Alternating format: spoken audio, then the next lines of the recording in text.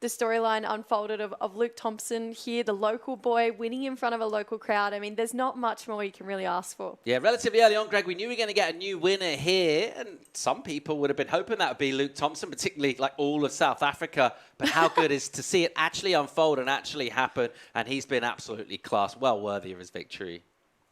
Pure class. He's surfed so well through this event, and a massive victory for not only Luke Thompson, but for South African surfing. It's going to be huge. The boys all cheered him up. George Patar as well, stand out through the event. I mean, we just had a matchup of the two best surfers in competition. The final, yes, a bit slow, not a huge scoring final, but Luke Thompson, he won't look at those numbers. He's going to look at the trophy, right? He's the champion.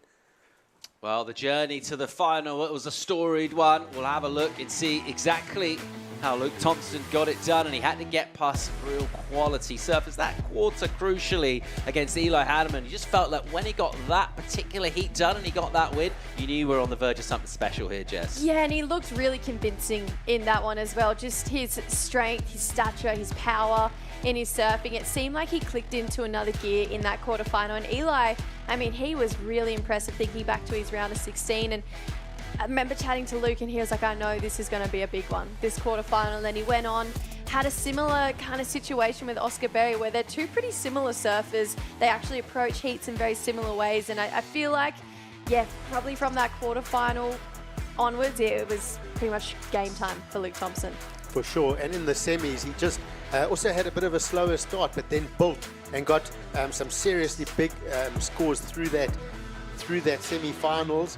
As we see here, a couple of big turns just opening up, nice clean faces, so much spray coming off his board.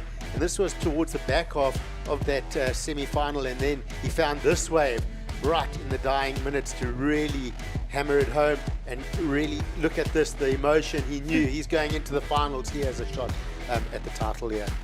Just the way he was drawing out his bottom turns had that little bit extra in them as well. And then straight into this to start off the final. I mean, finding that amount of cover up, and that was a really hollow barrel as well.